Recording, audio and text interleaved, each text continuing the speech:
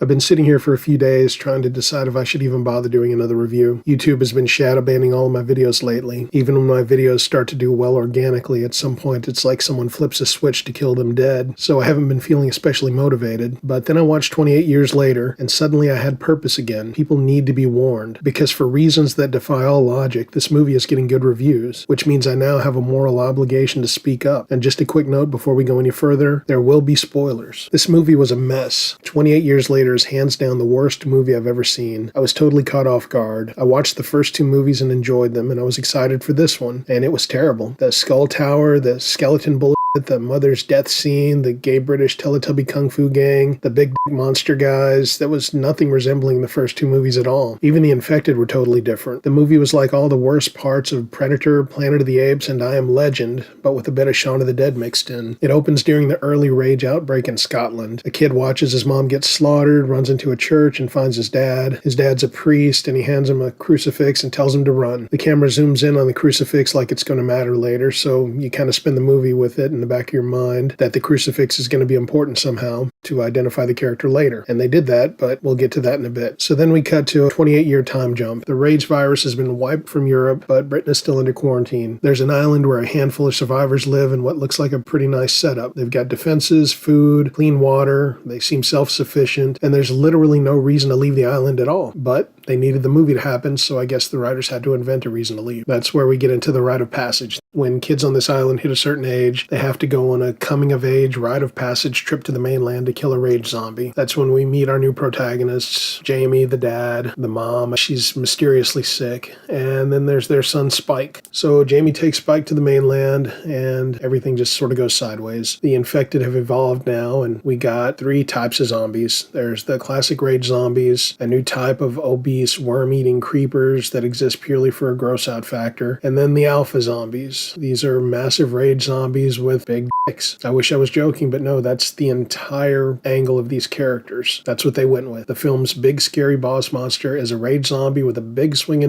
And it kind of leaves you wondering, was it supposed to be symbolic? Was it supposed to be scary? The visuals were laughable. They were trying to be shocking. And I guess in fairness, I suppose being chased by a huge dude with his dick swinging around is probably pretty terrifying in real life. But on film, it just looks stupid. Anyway, while Jamie and Spike are doing their zombie killing rite of passage thing, Spike notices a fire on the mainland. Jamie brushes it off. They kill a zombie, return home, and Spike's grandfather casually drops the info that the fire came from a doctor. There are no doctors on the island, but since his mom is sick, Spike now wants to go find the mystery doc. It makes sense, I guess, but what doesn't make sense is what motivates him to finally go. During a celebration for Spike's first kill, he wanders off and catches Jamie cheating on his dying mother. The message there is all men are pigs, I guess, but this is the motivating factor to get him to want to actually leave, and that's what he does. He gets his mother, they leave the island to find the doctor. Along the way, they meet a soldier named Eric. He's the lone survivor of the dumbest ambush in zombie cinema. There were 12 guys with automatic weapons facing roughly 12 zombies. Easy win, right? Nope, not here. Instead, they split up, stop running one at a time, and get taken out one by one. Only Eric survives because the plot demands it. Then things get a little weird. They come across a pregnant rage zombie, which means somewhere at some point, rage fucking happened. Let that sink in for a second. And that's just disturbing. The infected gives birth to a normal, uninfected baby, which raises even more questions. Like, if Spike and his mom hadn't shown up, would the mother have just eaten the baby, bitten it, rocked it to sleep, breastfed it? Possibilities are endless. Who knows? I guess we'll never know. So after pregnant rage zombie gives birth, Eric guns her down. That's when the big zombie swoops in and rips Eric's head off with his spine, just like something out of the Predator. It was cheap and derivative. Nothing original about it. That's when we get to the doctor. I think his name is Kelson or something. Anyway, the doctor saves them from the big zombie, and he picks up Eric's head for some reason, and then he leads Spike and his mom to his village. And when they get there, the village is some bone-covered cult compound. There's a skull tower, an arm tower, leg tower. It's a ridiculous visual. And I'm not sure what the point was. It just didn't make sense. Maybe it was to let us know the doctor was crazy. I really don't know. So he boils Eric's head, removes all the skin, and places it on his tower of skulls. At this point, I'm staring at the screen trying to figure out what the heck is going on. He gives this explanation that's supposed to be deeply philosophical about life and death, but it falls flat. Completely flat. Then comes the most absurd scene in the entire movie. And remember, we're talking about a movie with big zombies. Spike tells the doctor his mom is sick. The doctor examines her, shrugs, and says she's got cancer. No tests, no scans. And then without any buildup whatsoever, he takes the mom by the hand, walks her into the woods, and returns 5 minutes later holding her skull. That's it. No goodbye, no final words, just here's your mom's skull, kid. Climb that tower and stick it on top. So the score swells, the camera lingers, it's all framed like this beautiful emotional payoff, but it actually did the opposite. It was unintentionally hilarious and completely devoid of anything resembling emotion or feeling. And full disclosure, when I'm watching an emotional movie, I cry. I'm a crier. But this scene completely lacked any emotion whatsoever. It just fell flat. So at this point, Spike takes the baby back to the island and decides he's going to go live on the mainland for reasons. And that's when we get the worst ending. Seriously, the ending was so bad and utterly confusing that I had to spend a bunch of time Googling just to understand what it was. At the end, a cult appears, and guess what he's wearing? Yep, that crucifix from the beginning. That's the big twist. We waited the whole movie for this reveal, and it was disappointing. I was told that the dude looks and acts like someone named Jimmy Savile, so I had to look that up, because clearly it was not a reference American audiences would understand. So I looked it up, and it made the whole thing worse. So again, this character is supposed to be modeled after someone named Jimmy Savile. If you don't know who that is, and why would you unless you're British, here's the short version. Savile was a beloved UK television host and philanthropist who, after his death, was revealed to be one of the most prolific child predators in British history. So naturally, Boyle and Garland decided, you know what this zombie movie needs?